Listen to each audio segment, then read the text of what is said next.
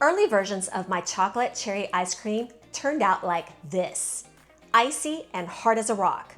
Now it looks like this. Here's the thing though, it wasn't the recipe, it was a couple of small decisions that completely changed the texture. Hi, I'm Maria, and I make real homemade ice cream using simple, better ingredients that give you great texture. For this recipe, I adjusted 2 simple techniques and added 1 ingredient that changed everything. And if your ice cream has ever turned out icy or too hard, this is exactly why. It really comes down to 3 things, what I call my smarter scoop system. This is how you get ice cream that's actually creamy and scoopable, not hard and icy. The first thing I changed was how I handled the cherries. Most people skip this step, but this is where things start to go wrong. I'm using organic cherries here. They're on the dirty dozen list, so I stick with organic or non-GMO when I can. Instead of adding them frozen, I cook them down first. You'll need about 1.5 cups. This removes excess water and keeps them from turning icy. Because when you add fruit straight in, the water freezes, and that's what gives you that hard icy texture.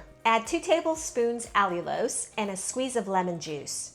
Cook over medium heat for about 8 to 10 minutes, stirring occasionally. You're looking for less liquid and a jammy consistency. Let them cool, drain any excess liquid, then give them a rough chop. A tablespoon of vodka helps keep the cherries softer in the ice cream.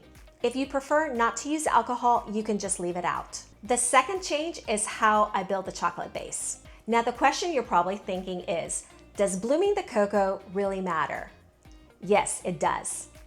This is what gives you that deep, smooth chocolate flavor instead of something flat or chalky. In a saucepan, combine 2 cups of half and half, 2 tablespoons Dutch cocoa, and 2 teaspoons black cocoa. Black cocoa is what gives Oreos that deep, rich flavor. Heat gently while whisking until everything is fully dissolved and slightly thickened. You do not want to boil this. This step hydrates the cocoa so it blends smoothly and gives you a richer chocolate base. Melt 2 to 3 ounces of dark chocolate. I'm using 85% dark from Lily's. Melt in the microwave in short 30-second bursts until smooth. Add the chocolate into the cocoa and mix until fully combined. The last thing I changed was the sweetener. I used to use erythritol, but I found that it freezes much harder. Switching to allulose makes a noticeable difference in how this scoops and melts. This is another of the reasons that homemade ice cream turns rock solid. If you want to understand how different sweeteners affect texture, I've put together a free sweetener guide. Just scan the QR code on the screen. Add 1/2 cup allulose and 2 tablespoons non-fat milk powder. This adds milk solids without extra liquid and improves creaminess. Whisk until smooth.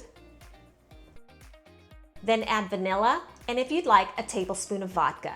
Vodka helps keep the ice cream from freezing too hard.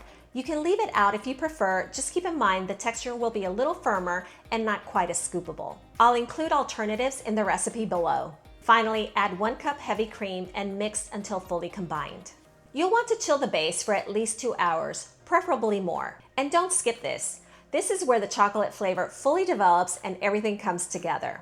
I'm using the KitchenAid ice cream maker attachment, but any ice cream maker will work. Pour the base into your ice cream maker and let it churn for about 20 minutes. This is where everything incorporates and creates that smooth, creamy texture. This is the texture you're looking for, smooth and creamy on the spoon. Layer the ice cream into a container and add the cherries in between. If you want to pair this with a homemade waffle cone, I'll link that recipe below. If you found this helpful, hit like and subscribe. I share new recipes every week using simple ingredients and a flexible approach so you can enjoy what you love in a smarter way.